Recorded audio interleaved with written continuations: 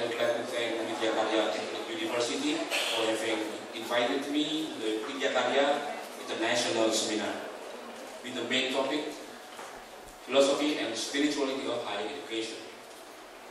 It is a great honor to be here to exchange ideas with all of you about education, higher education. I start with two well-known jokes.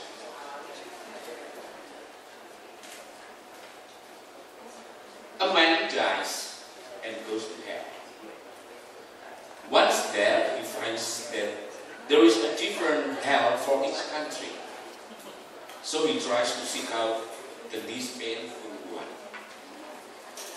At the door to German hell, he is told, first, they put you in an electric chair for an hour. Then they lay you on a bed of nails for another hour. Then the German devil comes in and whips you for the rest of the day. He does not like the sound of that, so he checks out American hell, Russian hell, and many more. They are all similarly gruesome. However, at Nigerian hell, a long line of people is waiting to get in. Amazed, he asks, what do they do there? He is told, first, they put you in an electric chair for an hour, and then they lay you on a bed of nails for another hour. Then the Nigerian devil comes in and whips you for the rest of the day. But that's the same as the others, says the man. Why are so many people waiting to get in? Because of the power cuts, the electric chairs does not work. The nails were paid for but never supplied, so the bed is comfortable. And the Nigerian devil used to be a civil servant, so he comes in, signs his time sheet, and goes back home for private business. We see in this joke some intention. For example, the word hell and devil is a religious intention. Only a religious man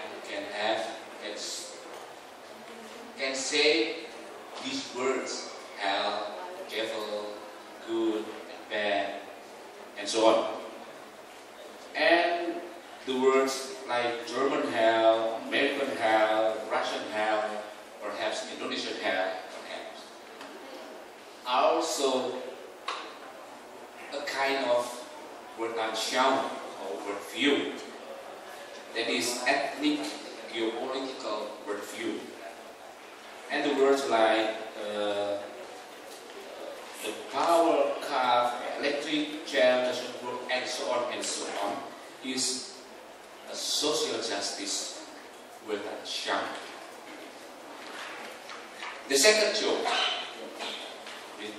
this is education Weltanschauung. Most first-class students get technical seats. Some become doctors and some engineers. The second class pass, then get MBA, become administrators and control the first class. The third class pass, enter politics and become ministers and control both the first and the second class. Last, but not the least, the values join the underworld and control all the above. And those who do not attend any school become gurus and everyone goes to bed. This is a Weltanschauung joke. We find here caste system Weltanschauung. The first class, second class, third class, and so on. And we find here too a profession Weltanschauung. Doctors, engineers, administrators, politicians, and so on. That have the social power in the society.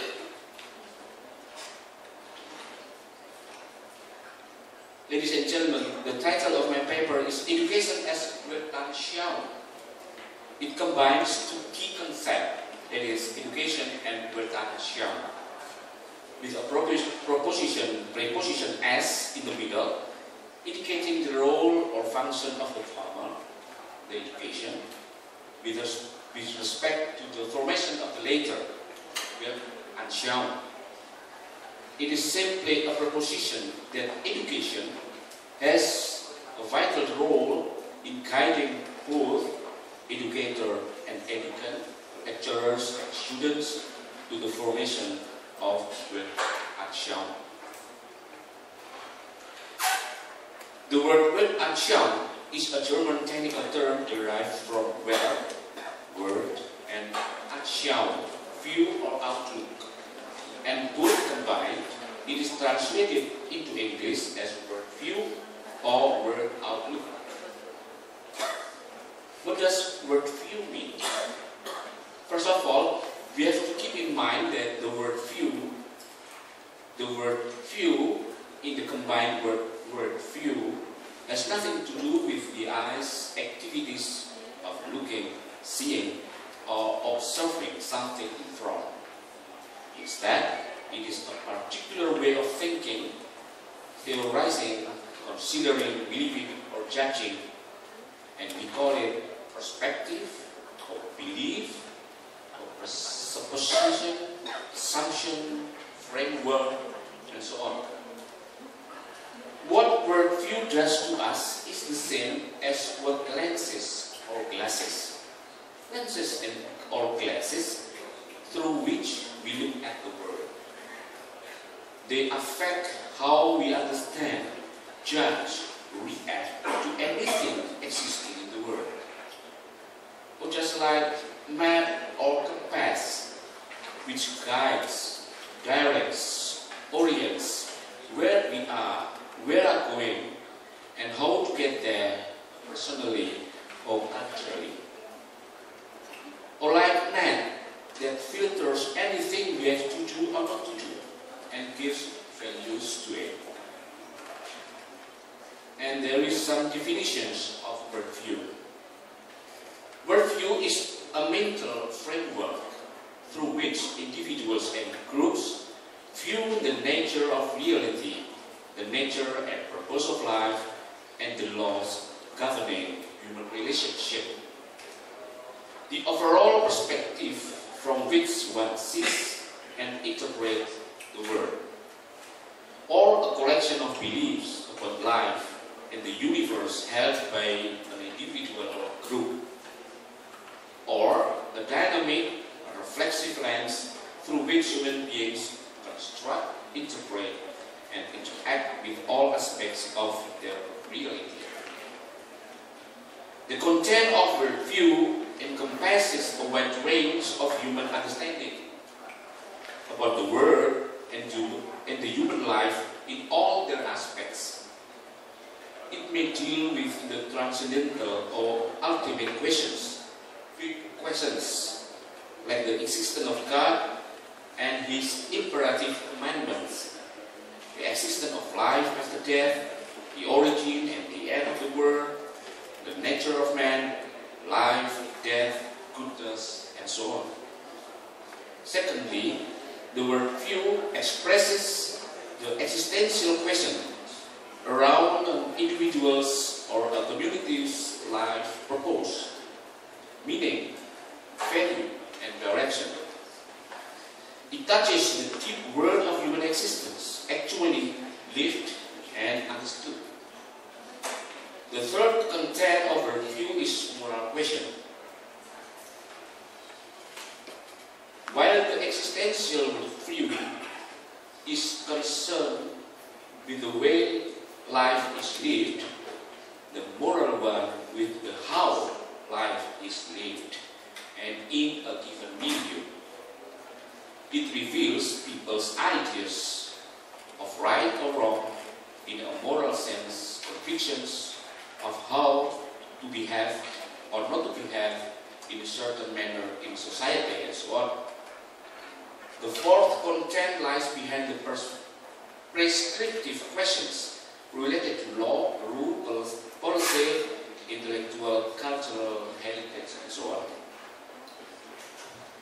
Brothers and sisters, all method sounds are hypothetical. They may be all true, partially true, or even entirely false.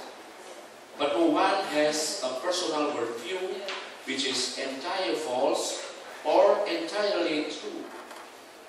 In every individual, worldviews exist and are lived in a blended form.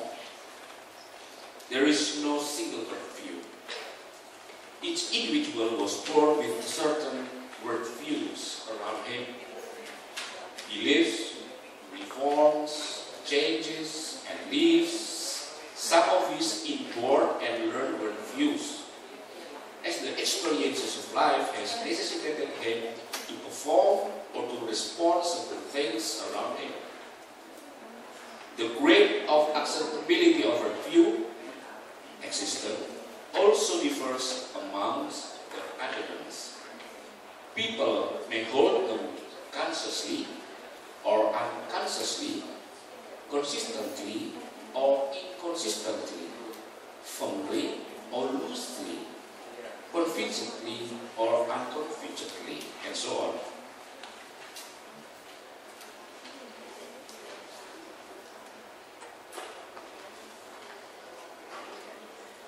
So, what is the text of education?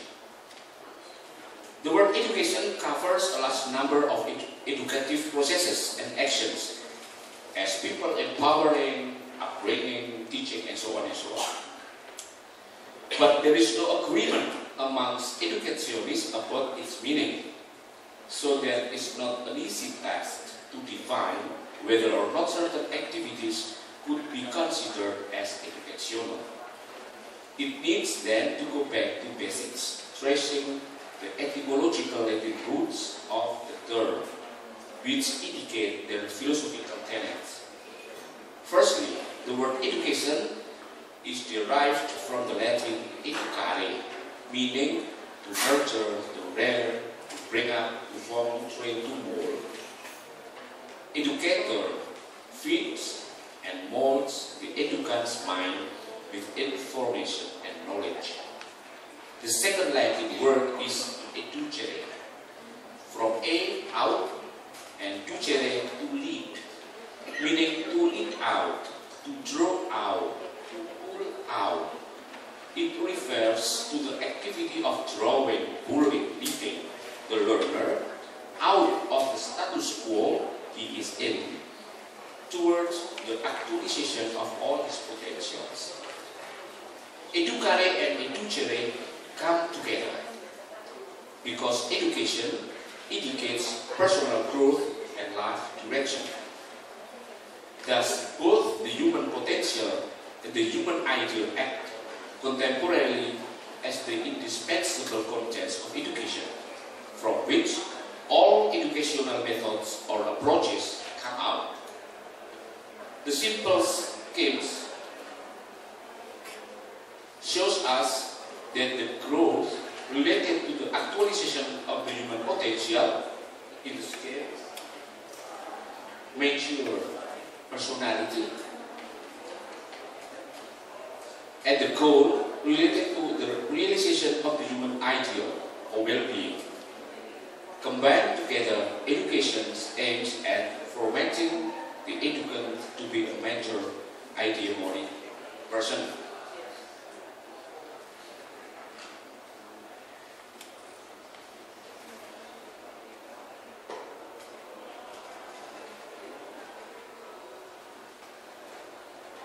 I want to conclude with this scheme. Imagine that we have three kinds of worldview. Worldviews that anyone can give to the students. The first worldview is this. Word is dangerous, so power is everything. If you teach your or our students that the world is dangerous, what happens? students search for power everywhere. And the task of educator is this: to change the common Weltanschauung, that is, word is dangerous, to the word is safe and peaceful. By what? By educating and education. That is, by exploration of talents, of personal capacity or competencies. And second, educating and educating the law and competence as a golden rule. So the student can have a new Weltanschauung, that is, word is safe and peaceful, no more dangerous. And the second example of Weltanschauung or view is word is a jungle. Because a jungle, one must struggle to achieve anything he needs. Struggle is everything. The task of educators is to change the common Weltanschauung, that the word is jungle, to a personal Weltanschauung, that is one word in diversity of ways. By what? By educating and educating character ability, freedom, and solidarity as a golden rule. And third, the common Weltanschauung says that word is a religion. This word is religion only. So that religion is everything. The task of educators is to change from the common Weltanschauung to the new Weltanschauung. Personal Weltanschauung. That means that reason has to be based or must be based on faith. And faith must be based on reason. By what? By educating and educating, by spiritual building, scientific building, faith and reason relationship. This is a little thing that I can contribute to the seminar. Thank you for listening. Ladies and gentlemen, I would like to congratulate